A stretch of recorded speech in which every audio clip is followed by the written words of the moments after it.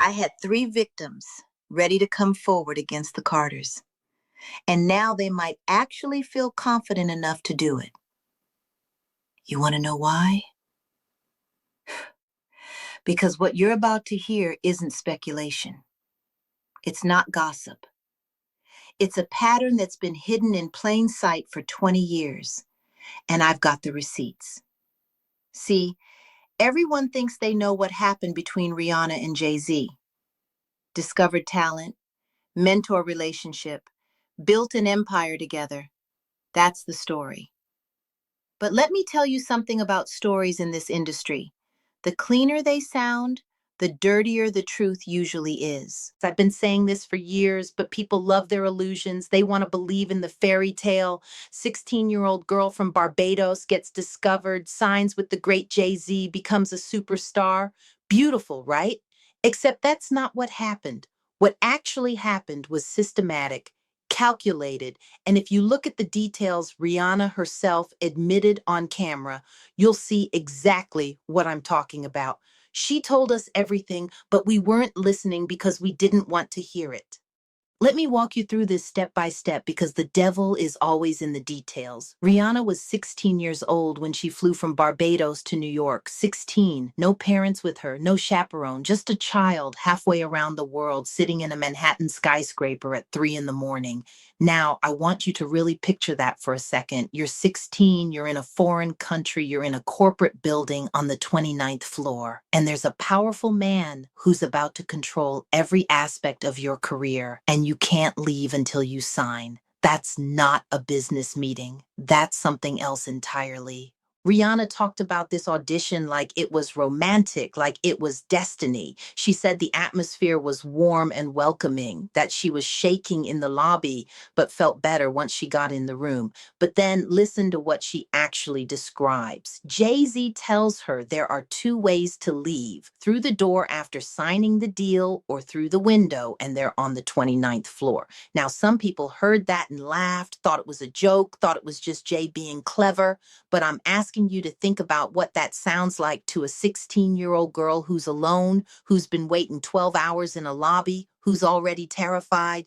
That's not a joke. That's a threat wrapped in a smile. And they kept her there until 3 in the morning. Jay-Z himself bragged about this years later, said they didn't let her leave the office without signing. Those were his exact words. We didn't let her leave. Think about that language. A grown man talking about a child saying he didn't let her go. He said it took 10 hours to get the lawyers to draft contracts and get both sides to agree, and he acted like that was impressive. But what's actually impressive or actually disturbing is keeping a minor in your office from mid-afternoon until 3 in the morning until she signs away her future. That's not business, that's coercion. Rihanna said she couldn't sleep for 3 days after that signing. 3 days. Now, she framed it like it was excitement, like she was just so thrilled about her big break. But your body doesn't lie. When you can't sleep for 3 days after a business meeting, that's not excitement, that's trauma response. Your nervous system knows when something terrible has happened, even when your conscious mind is trying to rationalize it, trying to tell yourself this is what you wanted, this is your dream coming true. But dreams don't keep you awake for 72 hours straight. Here's what people don't want to talk about. Rihanna was actually even younger than 16 during parts of this. She was 15 when they first started conditioning her, first started bringing her around the industry. 15 years old at adult parties in Los Angeles, 15 years old at the Rainbow Room, being carried around by handlers who thought she was 21. I know this because one of my friends found out she was only 17 when everyone assumed she was legal, and he was livid. He said, "Wow, why do you have me carrying this girl around when she's underage?" And they just told him, it's cool. Like that makes it acceptable. Like that makes it legal. And what happened when people tried to speak up? They got removed. Rihanna's first team, the people from Barbados who actually discovered her and cared about her well-being, they got replaced immediately. New handlers, new team, all based in LA, all part of the system. Because that's how this works. You isolate the target from anyone who might actually protect them, and you surround them with people who are loyal to you, not to the child you're exploiting. But see, Jay-Z didn't invent this pattern with Rihanna. She was just the latest iteration of something he'd been perfecting for decades. Let's talk about Beyonce for a minute because people get real uncomfortable when you mention this timeline. They claim Jay didn't get with Beyonce until she was 18, that they waited until she was 19 to actually be together, but they knew each other when she was 15, 16 years old. That's documented. That's not me making things up. And the way he pursued her, the way he positioned himself in her life during those formative years, that's the same playbook he used on Rihanna years later. And before Beyonce, there was Aaliyah, beautiful, talented Aaliyah, who'd already been through hell with R. Kelly. After everything went bad with Robert Kelly and he had to divorce her, and let's be clear, you don't divorce a child, you committed statutory rape. Jay-Z was right there. Aaliyah started spending more time in New York, and Jay-Z was very, very interested. But here's the thing about Aaliyah. She rejected him. She didn't want that with him. And if there's one thing I can tell you about Sean Carter, it's that being embarrassed and being rejected are things he does not handle well. Think about that timeline. Beyonce at 15, Aaliyah at 16, Rihanna at 15. Three different girls, same pattern, same methodology. This isn't coincidence. This is a system. Jay-Z has been using his industry position to access and exploit minors for over 30 years, and he's developed a specific methodology for doing it. And the industry, they've looked the other way every single time because protecting the empire is more important than protecting children. Now, people ask me how I know all this. They say, Jaguar, you haven't worked with Jay-Z in years. How do you have all this information? Let me tell you something. Victims talk to me. People who were there talk to me. They send me photos. They send me documentation. They send me proof that can never be disputed because they don't want to come forward publicly, but they want someone to know the truth. And what I've received in just the last 2 months alone is overwhelming. I can't imagine what I don't know yet. Every time I do an interview, more people reach out, more victims, more witnesses, more people saying, thank you for finally saying what we couldn't say.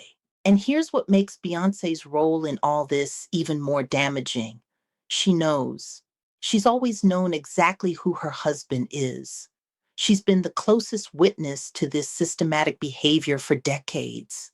And she's chosen to stay silent, not because she's afraid. Beyonce isn't afraid of anything. She stays silent because she's protecting an empire that's worth more to her than the lives he's destroyed. The woman who sings about female empowerment, who's celebrated as a feminist icon, has been watching this man prey on young girls and has never said a single word. That's not complicity through ignorance. That's active participation in a cover up. People saw glimpses of the dysfunction. Remember the elevator incident with Solange? Everyone focused on Solange attacking Jay-Z, but nobody asked why. Nobody asked what he said to her that night, what she witnessed. I'll tell you what happened. Jay-Z disrespected Beyonce in front of her sister, and Solange, who's old school Southern and loves her sister fiercely, wasn't having it. There was infidelity happening that night. Both of them got caught doing things they shouldn't have been doing. And people who really know Sean Carter know he doesn't have a problem putting his hands on his wife. Plenty of people know that to be true.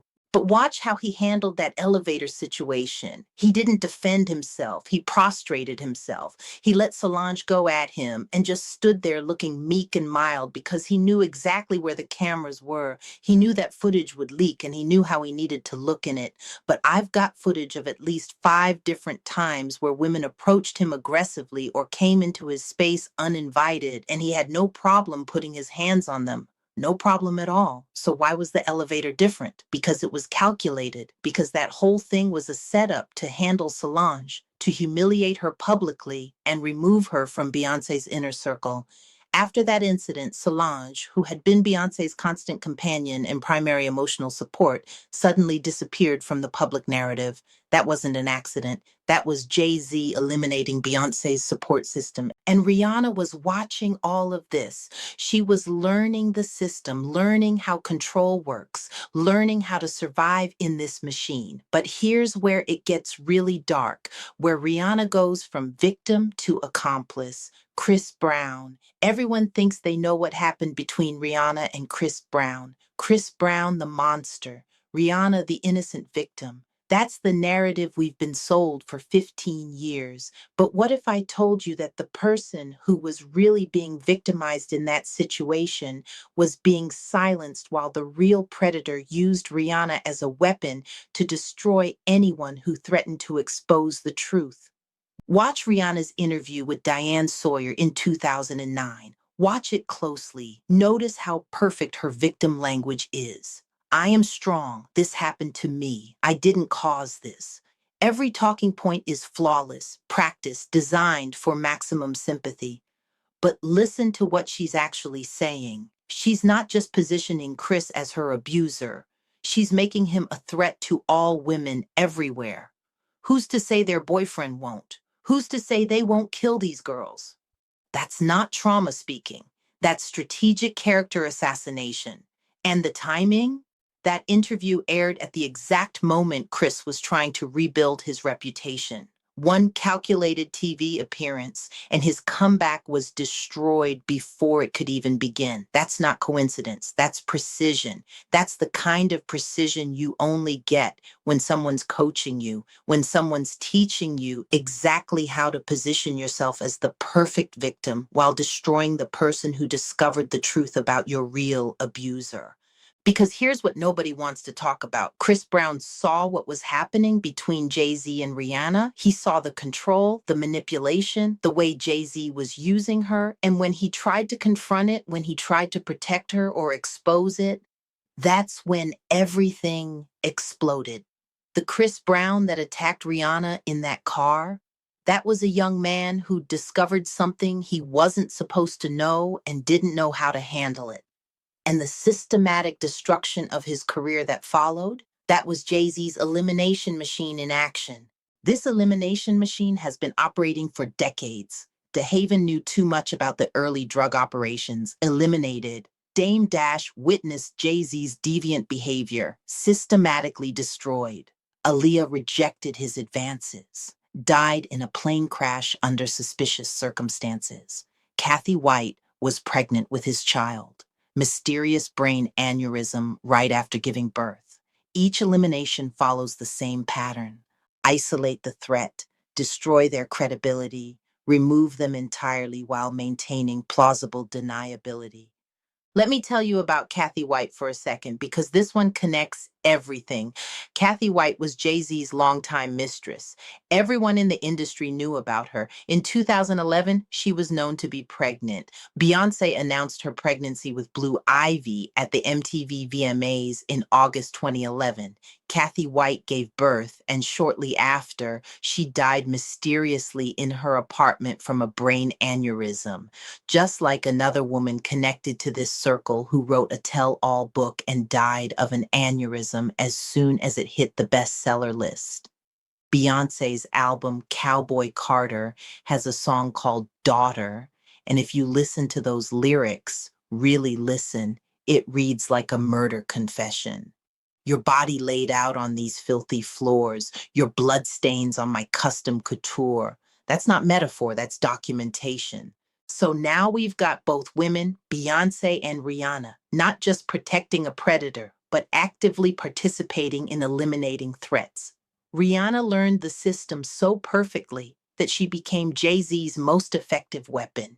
The girl who was conditioned and exploited at 15 became the woman who destroys anyone who tries to expose that conditioning. She went from terrified 16-year-old who couldn't sleep for 3 days to calculated destroyer of Chris Brown's career. That's the ultimate success of systematic control. Watch Rihanna at the Super Bowl, reluctantly flashing Jay-Z's Rockefeller sign, looking directly at his box for permission before she does it. That's not an artist honoring her mentor. That's a controlled person performing for her controller. Because Jay Z doesn't just use financial control, though that's part of it. He treats these women like shell corporations, manipulating every aspect of their public image to protect his interests. Every gesture, every statement, every public appearance is calculated to maintain the image that protects his system. And the industry keeps letting it happen because everyone's complicit. Everyone's benefiting, the record labels, the media outlets, the other artists who stay quiet because they don't want to be next on the elimination list. People ask me, why doesn't anyone go to the authorities? The authorities are bought and paid for. The boss is the abuser, and the boss's boss doesn't care. You can't go anywhere when the entire system is designed to protect the predator. I've got 3 victims ready to come forward now. 3 people who experienced the Carter's abuse firsthand and are finally willing to talk about it. And maybe this conversation, maybe all these pieces finally coming together will give them the confidence they need. Because here's what we're really looking at. This isn't just about individual crimes or individual victims. This is about a system that transforms victims into weapons, that turns exploitation into empire building, that makes abuse into a business model. When you see celebrities positioning themselves as victim advocates while actively protecting their abusers, you're not seeing activism. You're seeing weaponized complicity. When alleged victims rush to defend their accused attackers publicly, you're not witnessing loyalty. You're witnessing the ultimate success of psychological control systems. And when the most powerful women in music are both victims of systematic abuse by the same man, but use their platforms to destroy other victims instead of exposing their abuser, you're seeing exactly how these empires maintain themselves generation after generation. Everything you see about Jay Z is an illusion. The successful entrepreneur, the culture icon, the family man, all of it is carefully constructed image designed to hide what he really is and what he's really been doing for 30 years. And the people closest to him, the people who know the truth better than anyone, have chosen to become his most powerful allies in maintaining that illusion because their billion-dollar legacies depend on it. That's what actually happened between Rihanna and Jay-Z. Not a mentorship, not a discovery story, a systematic conditioning of a child that turned her into a weapon for protecting the very system that exploited her. And until we're willing to see that pattern clearly, until we're willing to hold these people accountable, regardless of how powerful they are or how much we love their music, it's going to keep happening. The machine's going to keep running, and more children are going to be fed into it while we celebrate the empire built on their destruction.